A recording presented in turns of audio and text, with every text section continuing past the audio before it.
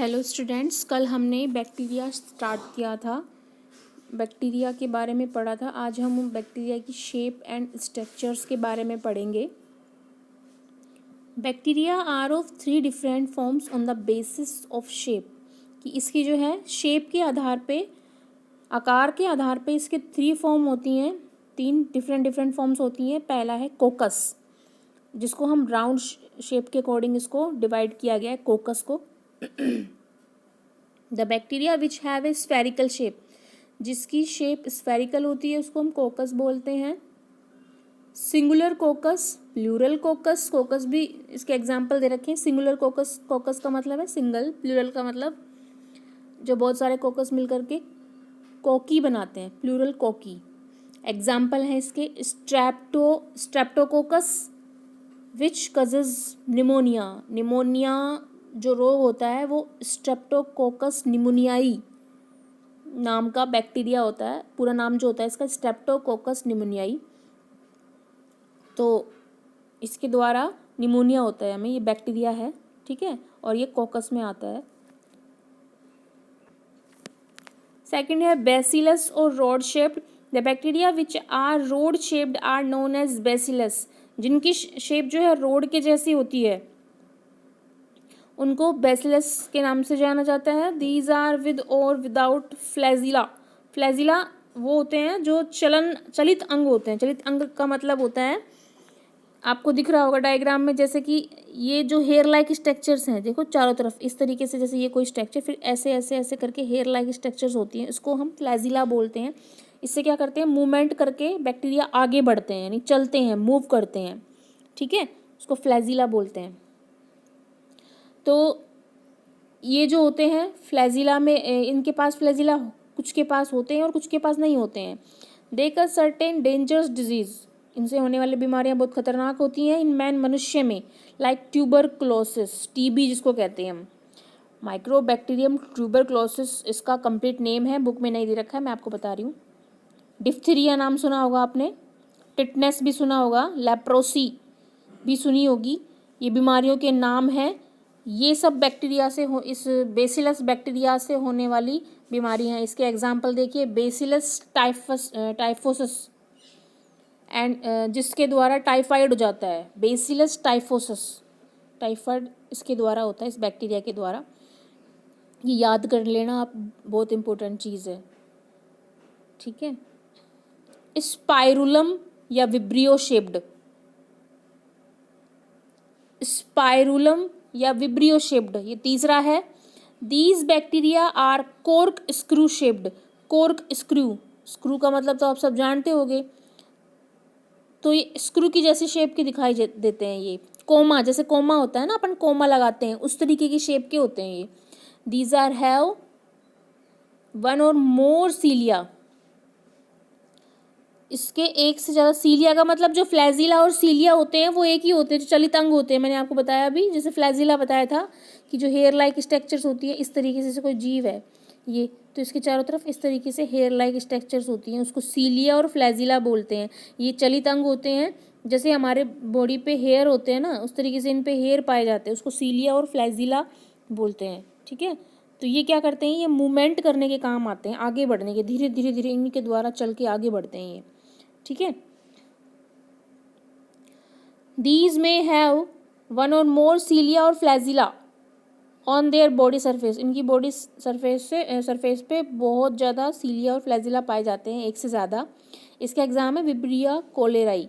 विब्रिया cholerae से cholera हो जाता है, बीमारी का नाम है कोलेरा, ठीक है।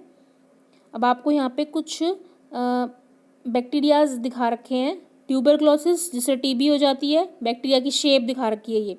टाइफाइड जो अभी अपन ने पढ़ा था, बेसिलस टाइफोसस जो रोग हो रहा था, तो ये टाइफाइड का है। कोलेरा, विब्रियो कोलेरा, निमोनिया, इस तरीके से, और ये डिफ्थीरिया। ये बैक्टीरिया की स्ट्रक्चर जब माइक्रोस्कोप में देखते हैं, वैसे तो दिखाई देते नहीं है ये बैक्टीरिया, जब माइक्रोस्कोप में देखते हैं तो इस तरीके से दिखाई देते हैं ये बैक्टीरिया, ठीक है। अब हम एक्टिविटी 2 देख रहे हैं।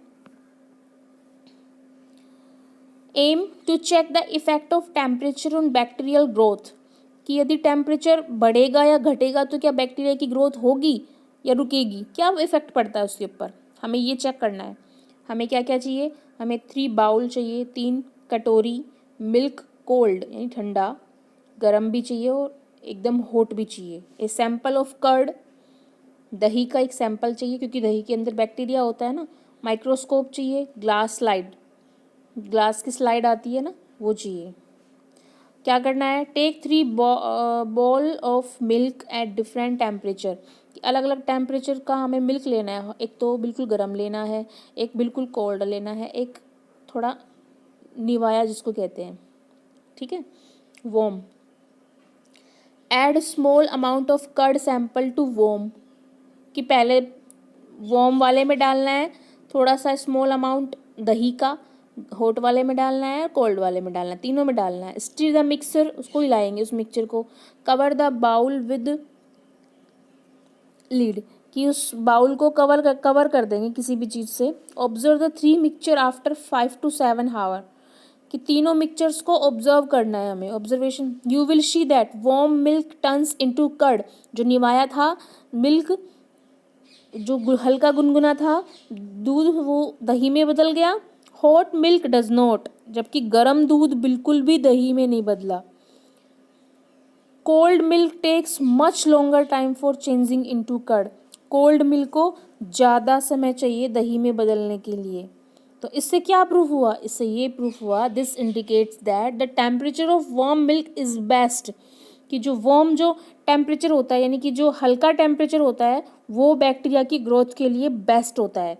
Now put a drop of curd on a glass slide, कि हम जो है दही का एक ड्रॉप लेंगे, उसको ग्लास स्लाइड पे देखेंगे, माइक्रोस्कोप पे उसको ऑब्जर्व करेंगे। You will see lot of bacteria moving in it, आप देखोगे बहुत सारे बैक्टीरिया मूव करते रहते हैं। तो इसका मतलब दही के अंदर जो होता है ना, लैक्टोबैसिलस बैक्टीरिया पाया जाता है, ठीक है। ये हमें नुकसान नहीं पहुंचाता, ये हमारे बॉडी के लिए बहुत ज़रूरी होता है, ठीक है।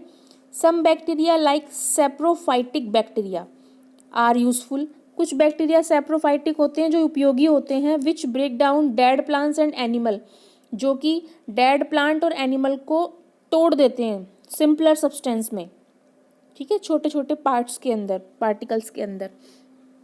दे use animals faeces and other waste material as their food, वो क्या करते हैं, एनिमल के जो डेड पार्ट्स होते हैं उनको फूड के रूप में या फिर अदर वेस्ट मटेरियल को फूड के रूप में लेते हैं।